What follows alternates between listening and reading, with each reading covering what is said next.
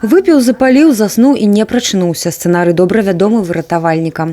Часта менавіта курыльшчыкі становяцца віноўнікамі пажараў, падвяргаючы небяспецы жыццё сваё і тых, хто побач. Як папярэдзіць бяду і не стаць закладнікам сваіх жа звычак, расказваюць супрацоўнікі МНС. На гэты раз не ў гасцях у грамадзян, якія на ўліку, а з дапамогай адраснай рассылкі прафілактычнай і нагляднай інфармацыі. Спасатели готовят и отправляют так называемые письма безопасности целевой аудитории лицам, злоупотребляющим спиртными, где говорят о проблеме курения и призывают граждан отказаться от пагубной привычки. Также проводятся беседы по телефону, онлайн-мероприятия.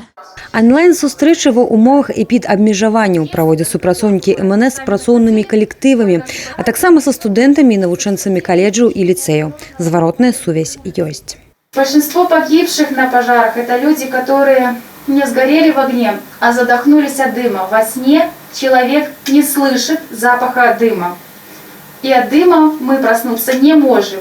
И разбудить нас может только громкий сигнал, к примеру, вот такой сигнал пожарного извещателя. У рамках новай кампаніі работнікі брэсцкага гарадскога аддзела па надзвычайных сітуацыях наведалі магазіны, у якіх рэалізуецца продаж алкагольнай прадукцыі, і размясцілі там тэматычныя ярлычкі на бутэльках. Цяпер пакупнікоў выява вавёркі будзе заклікаць патушыць акурак. Не жди белочку, туши окурок. Прафілактычнай інфармацыі шмат не бывае, і добра, калі яна на ўвазе. Выратавальнікі спадзяюцца, што наведвальнікі аддзела з алкаголем абавязкова задумаюцца, ці варта адна цыгарэта на пару з аперытывам цэлага жыцця. Сафія Бережная, Тыгран Акапян, тэлерадыёкампанія «Брэст».